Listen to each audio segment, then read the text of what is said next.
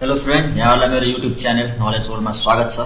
आजको भिडियोमा म तपाईहरुलाई QBASIC मा हामीहरुले कसरी एउटा सिम्पल क्याल्कुलेटर क्रिएट गर्छौं यसको बारेमा बताउन गइरहेको छु र त्यो क्याल्कुलेटरलाई QBASIC मा मैले क्रिएट गरेर त्यसलाई रन गरेर पनि देखाउने छु। यो एकदमै इजी छ, तपाईहरुलाई केही कोडहरु लेख्नु पर्छ। अब आजको भिडियोतर्फ लागौं।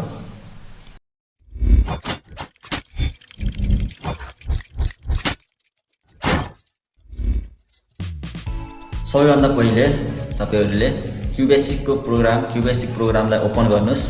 QBASIC विन्डोज ओपन भइसकेपछि अब यहाँ हामीहरुलाई कोडहरु टाइप गर्नुपर्छ। अब म यहाँ कोडहरु टाइप गर्छु। क्याल्कुलेटर हामीले कसरी क्रिएट गर्न सक्छौं, क्याल्कुलेटर क्रिएट गर्ने मैले एउटा सिम्पल कोडहरु टाइप गर्छु, जस्तो कि CLS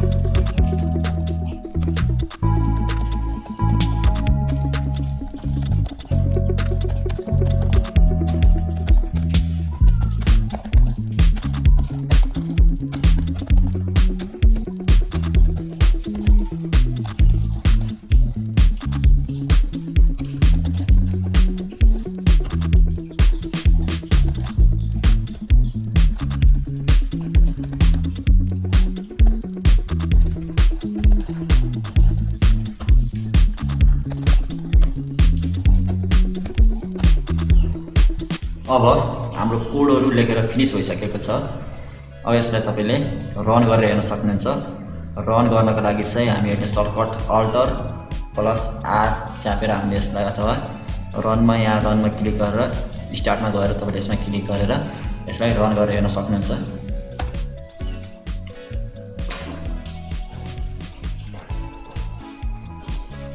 हाम्रो अब यो प्रोग्राम रन भएको छ, खुलेको छ।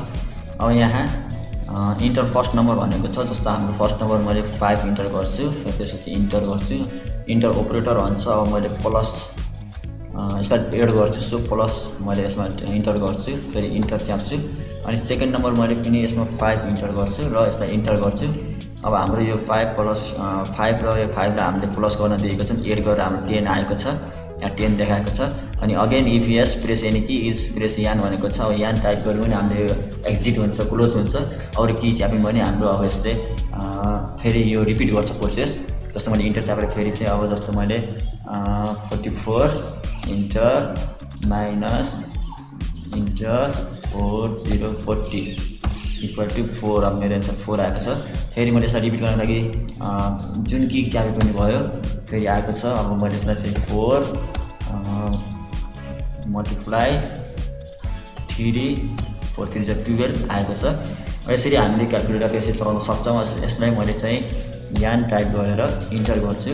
अब यो चाहिँ एक्जिट हुन्छ प्रेस एनी की 2। यसरी हामीले क्युबेसिकमा एउटा क्याल्कुलेटर यी कोडहरूबाट हामीले क्याल्कुलेटर क्रिएट गर्न सक्छौँ। आजको भिडियोमा यति नै।